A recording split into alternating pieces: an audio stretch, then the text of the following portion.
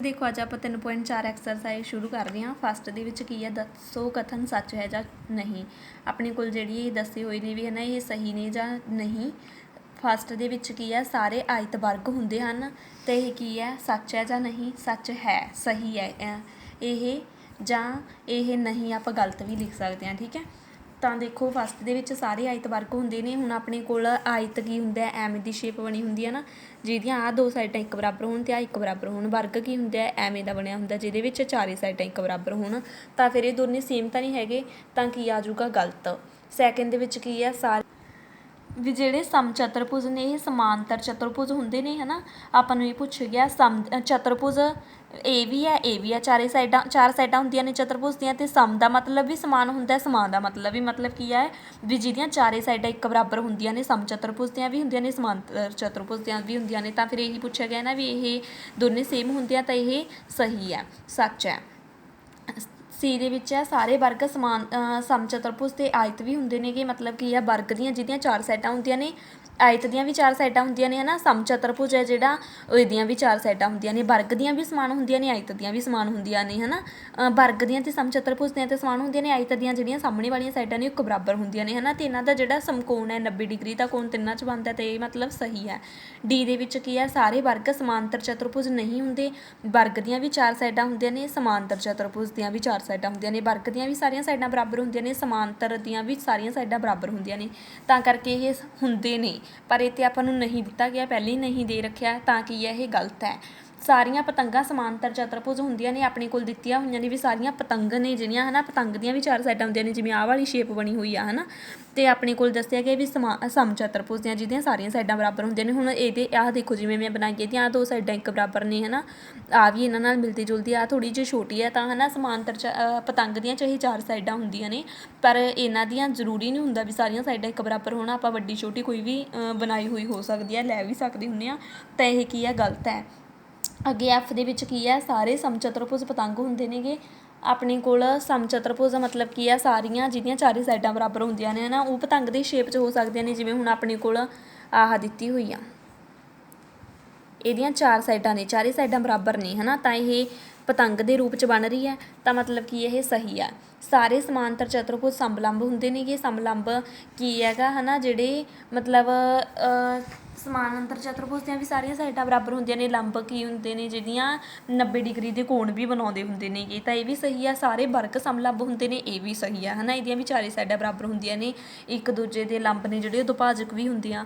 ਅੱਗੇ ਦੇਖੋ ਸੈਕਿੰਡ, ਉਹ ਸਾਰੇ ਚਤੁਰਭੁਜਾਂ ਦੀ ਪਹਿਚਾਣ ਕਰਨੀ ਹੈ ਜਿਸ ਦੀਆਂ ਚਾਰ ਭੁਜਾਵਾਂ ਬਰਾਬਰ ਲੰਬਾਈ ਦੀਆਂ ਹੋਣ। ਜਿਹਦੀਆਂ ਚਾਰੇ ਭੁਜਾਵਾਂ ਬਰਾਬਰ ਲੰਬਾਈ ਦੀਆਂ ਹੋਣ, ਸਾਰੇ ਚਤੁਰਭੁਜ ਕਿਹੜੇ ਹੁੰਦੇ ਨੇ ਉਹ, ਜਿਵੇਂ ਵਰਗ ਦੀਆਂ ਵੀ ਚਾਰ ਸਾਈਡਾਂ ਬਰਾਬਰ ਹੁੰਦੀਆਂ ਨੇ ਅਤੇ ਇੱਕ ਸਮਚਤੁਰਭੁਜ ਦੀਆਂ ਹੁੰਦੀਆਂ ਨੇ।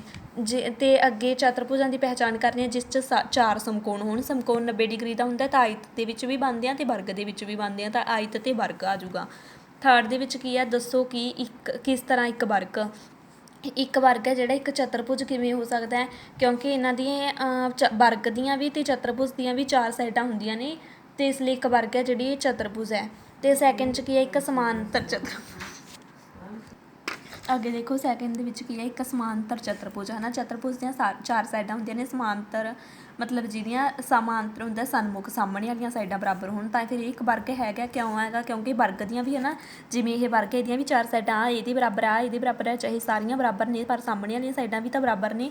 ਤਾਂ ਇਸੇ ਤਰ੍ਹਾਂ ਸਮਾਂਤਰ ਚਤੁਰਭੁਜ ਹੈ ਜਿਹੜੀ, ਇਸ ਦੇ ਜਿਹੜੇ ਸਨਮੁਖ ਹੁੰਦੇ ਨੇਗੇ ਭੁਜਾਵਾਂ, ਉਹ ਬਰਾਬਰ ਹੁੰਦੀਆਂ ਨੇ ਸਾਹਮਣੇ ਵਾਲੀਆਂ ਭੁਜਾਵਾਂ, ਤਾਂ ਕਰਕੇ ਇੱਕ ਸਮਾਂਤਰ ਚਤੁਰਭੁਜ ਵਰਗ ਹੁੰਦਾ। ਅੱਗੇ ਥਰਡ ਦੇ ਵਿੱਚ ਕੀ ਹੈ, ਇੱਕ ਸਮਚਤੁਰਭੁਜ ਦੇਖੋ ਥਰਡ ਹੈਗਾ ਇੱਕ ਸਮਚਤੁਰਭੁਜ। ਚਤੁਰਭੁਜ ਦੀਆਂ ਵੀ ਸਾਰੀਆਂ ਸਾਈਡਾਂ ਬਰਾਬਰ ਹੁੰਦੀਆਂ ਨੇ ਅਤੇ ਵਰਗ ਦੀਆਂ ਵੀ। ਸਮ ਦਾ ਮਤਲਬ ਸਮਾਨ ਹੁੰਦਾ, ਹੈ ਨਾ। ਤਾਂ ਇਹਦੀਆਂ ਵੀ ਚਾਰੇ ਸਾਈਡਾਂ ਬਰਾਬਰ ਹੁੰਦੀਆਂ ਨੇ ਅਤੇ ਵਰਗ ਦੀਆਂ ਵੀ, ਤਾਂ ਕਰਕੇ ਇੱਕ ਵਰਗ ਹੈ। ਅੱਗੇ ਦੇਖੋ ਇੱਕ ਆਇਤ ਹੈ।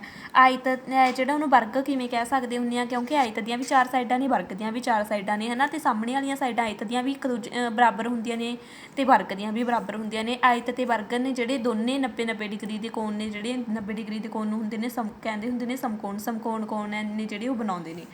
ਫੋਰਥ ਦੇਖੋ, ਇੱਕ ਚਤੁਰਭੁਜ ਦਾ ਨਾਮ ਦੱਸੋ ਜਿਸ ਦੇ ਵਿਕਰਨ ਇੱਕ ਦੂਜੇ ਨੂੰ ਦੁਭਾਜਿਤ ਕਰਦੇ ਨੇ, ਦੋ ਭਾਗਾਂ ਦੇ ਵਿੱਚ ਵੰਡਦੇ ਆ, ਹੈ ਨਾ। ਇੱਕ ਦੂਜੇ 'ਤੇ ਦੁਭਾਜਕ ਨੇ, ਇੱਕ ਦੂਸਰੇ ਨੂੰ ਦੁਭਾਜਿਤ ਕਰਦੇ ਨੇ। ਉਹ ਕਿਹੜੇ ਹੁੰਦੇ ਨੇ, ਸਮਾਂਤਰ ਚਤੁਰਭੁਜ 'ਚ ਹੁੰਦੇ ਨੇ, ਸਮਚਤੁਰਭੁਜ ਦੇ ਵਿੱਚ ਹੁੰਦੇ ਨੇ ਅਤੇ ਆਇਤ ਦੇ ਵਿੱਚ ਹੁੰਦੇ ਨੇ। ਸੈਕਿੰਡ ਕੀ ਹੈ, ਇੱਕ ਦੂਸਰੇ ਦੇ ਲੰਬ ਦੁਭਾਜਕ ਹੋਣ, ਲੰਬੇ ਰੂਪ ਦੇ ਵਿੱਚ ਲੰਬ ਦੁਭਾਜਕ ਹੋਣ, ਦੋ ਭਾਗਾਂ 'ਚ ਲੰਬ ਦੇ ਰੂਪ 'ਚ ਵੰਡਦੇ ਹੋਣ ਤਾਂ ਸਮਚਤੁਰਭੁਜ ਦੇ ਵਰਗ ਹੋ ਗਿਆ। ਥਰਡ ਹੈਗਾ ਬਰਾਬਰ ਹੋਣ, ਜਿਹਦੇ ਵਿੱਚ ਬਰਾਬਰ ਹੁੰਦੇ ਨੇ, ਆਇਤ ਦੇ ਵਿੱਚ ਬਰਾਬਰ ਹੁੰਦੇ ਨੇ ਅਤੇ ਸਮਾਂਤਰ ਚਤੁਰਭੁਜ ਦੇ ਵਿੱਚ। ਫਿਫਥ ਦੇਖੋ ਕੀ ਹੈ, ਦੱਸੋ ਕਿ ਇੱਕ ਆਇਤ, ਫਿਫਥ 'ਚ ਕੀ ਹੈ, ਦੱਸੋ ਇੱਕ ਆਇਤ ਫਿਫਥ 'ਚ ਦੇਖੋ ਕੀ ਹੈ, ਦੱਸੋ ਇੱਕ ਆਇਤ ਉੱਤਲ ਚਤੁਰਭੁਜ ਕਿਸ ਤਰ੍ਹਾਂ ਹੈ। ਆਪਣੇ ਦੱਸਣਾ ਵੀ ਆਇਤ ਹੈ ਜਿਹੜੀ ਉੱਤਲ ਚਤੁਰਭੁਜ ਕਿਸ ਤਰ੍ਹਾਂ ਹੈ।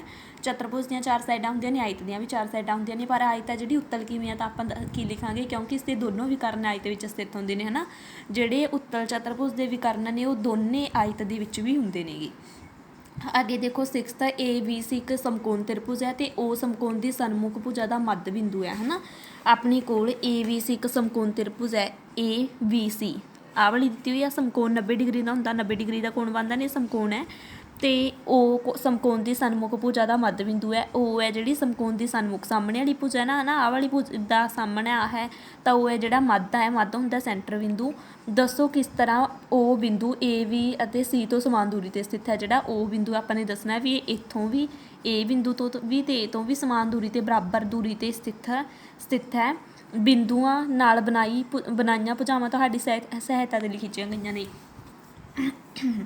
ਜਿਹੜੀਆਂ ਇਹ ਵਾਲੀਆਂ ਸਾਈਡਸ ਬਿੰਦੂਆਂ ਦੇ ਨਾਲ ਬਣਾਈਆਂ ਹੋਈਆਂ ਨੇ, ਇਹ ਵੀ ਤੁਹਾਡੀ ਹੈਲਪ ਦੇ ਲਈ ਬਣਾਈਆਂ ਗਈਆਂ ਨੇ। ਤਾਂ ਆਪਾਂ ਨੇ ਇਹਦੇ ਵਿੱਚ ਕੀ ਦੱਸਣਾ ਹੈਗਾ ਵੀ ਜਿਹੜਾ O ਬਿੰਦੂ ਹੈ ਉਹ ABC ਤਿੰਨਾਂ ਸਾਈਡਾਂ ਦੇ ਵਿੱਚੋਂ ਬਰਾਬਰ ਦੂਰੀ 'ਤੇ ਕਿਵੇਂ ਸਥਿਤ ਹੈ। ਤਾਂ ਹੁਣ ਦੇਖੋ ਰਾਜੇ, ਦੇਖੋ ਇਹ ਆਇਤ ਰੂਪ 'ਚ ਦਿੱਤੀ ਹੋਈ ਹੈ ਨਾ, ਆਹ ਦੋ ਸਾਈਡਾਂ ਇੱਕ ਬਰਾਬਰ ਨੇ, ਆਹ ਦੋ ਸਾਈਡਾਂ ਇੱਕ ਬਰਾਬਰ ਨੇ। ਤਾਂ ਦੇਖੋ ਆਇਤ ਦੇ ਜਿਹੜੇ ਵਿਕਰਨ ਨੇ ਆਹ ਵਾਲੇ ਨੇ, ਜਿਹੜੇ ਇਹ ਵਿਕਰਨ ਹੋ ਗਏ ਹੈ ਨਾ, ਇੱਕ ਦੂਜੇ 'ਤੇ ਜਿਹੜੇ ਵਿਕਰਨ ਨੇ ਉਹ ਬਰਾਬਰ ਹੁੰਦੇ ਨੇ, ਬਰਾਬਰ ਨੇ। ਆਹ ਲਾਈਨ ਹੈ ਜਿੰਨੀ ਉਨੀ ਆਹ ਲਾਈਨ ਹੈ, ਠੀਕ ਹੈ। ਪਹਿਲਾ ਪੁਆਇੰਟ ਇਹ ਹੈ। ਦੂਸਰਾ ਕੀ ਆ, ਸਾਰੇ ਆਇਤ ਸਮਾਂਤਰ ਚਤੁਰਭੁਜ ਹੁੰਦੇ ਨੇ। ਜਿਹੜੇ ਆਇਤ ਦਿੱਤੇ ਹੁੰਦੇ ਨੇ ਉਹ ਸਮਾਂਤਰ ਚਤੁਰਭੁਜ ਹੁੰਦੇ ਨੇ। ਸਮਾਂਤਰ ਚਤੁਰਭੁਜ ਕੀ ਹੁੰਦੇ ਨੇ, ਜਿਹਦੀਆਂ ਸਾਹਮਣੇ ਵਾਲੀਆਂ ਸਾਈਡਾਂ ਬਰਾਬਰ ਹੋਣ। ਜਿਵੇਂ ਆਹ ਸਾਈਡ ਇਹਦੇ ਬਰਾਬਰ ਹੈ, ਆਹ ਇਹਦੇ ਬਰਾਬਰ ਹੈ ਨਾ। ਸਮਾਂਤਰ ਚਤੁਰਭੁਜ 'ਚ ਵੀ ਹੁੰਦਾ ਅਤੇ ਆਇਤ ਦੇ ਵਿੱਚ ਵੀ ਆਹ ਸਾਈਡ ਇਹਦੇ ਬਰਾਬਰ ਹੁੰਦੀ, ਆਹ ਸਾਈਡ ਇਹਦੇ ਬਰਾਬਰ ਹੈ। ਤਾਂ ਕਰਕੇ ਕੀ ਹੈ, ਸਮਾਂਤਰ ਚਤੁਰਭੁਜ ਦੇ ਵਿਕਰਨ ਇੱਕ ਦੂਜੇ ਨੂੰ ਸਮਦੁਭਾਜਿਤ ਕਰਦੇ ਨੇ। ਜਿਹੜੇ ਸਮਾਂਤਰ ਚਤੁਰਭੁਜ ਹੁੰਦੀ ਹੈ, ਜਿਹਦੀਆਂ ਸਨਮੁਖ ਭੁਜਾਵਾਂ ਸਾਹਮਣੇ ਵਾਲੇ ਭੁਜਾਵਾਂ ਬਰਾਬਰ ਹੁੰਦੇ ਨੇ, ਤਾਂ ਉਹਦੇ ਵਿੱਚ ਜਿਹੜੇ ਵਿਕਰਨ ਨੇ ਇੱਕ ਦੂਜੇ ਨੂੰ ਸਮਦੁਭਾਜਿਤ ਦੋ ਹਿੱਸਿਆਂ 'ਚ ਵੰਡਦੇ ਨੇ, ਹੈ ਨਾ। ਆਹ ਵਾਲੀ ਹੈ ਅਤੇ ਆਹ ਵਾਲੀ ਹੈ, ਹੈ ਨਾ। ਇਹਨੂੰ ਬਰਾਬਰ ਪਾਰਟਸ 'ਚ ਵੰਡ ਰਹੇ ਨੇ। ਉਰੇ ਸੈਂਟਰ ਬਿੰਦੂ ਹੈ ਜਿਹੜਾ, ਇਹਨੂੰ ਵੀ ਦੋ ਭਾਗਾਂ 'ਚ ਵੰਡ ਰਿਹਾ, ਇਹਨੂੰ ਵੀ ਦੋ ਸਮਾਨ ਬਰਾਬਰ ਭਾਗਾਂ 'ਚ ਵੰਡ ਰਿਹਾ। ਤਾਂ ਕਰਕੇ ਕੀ ਹੈ ਵੀ O ਬਿੰਦੂ ਤੋਂ A, B ਅਤੇ C ਹੈ ਜਿਹੜਾ, ਹੈ ਨਾ, ਤਿੰਨਾਂ ਬਿੰਦੂਆਂ ਤੋਂ ਬਰਾਬਰ ਸਮਾਨ ਦੂਰੀ 'ਤੇ ਹੈ ਜਿਹੜਾ ਉਹ ਬਿੰਦੂ ਇਹ ਸਥਿਤ ਹੈਗਾ। Thank you.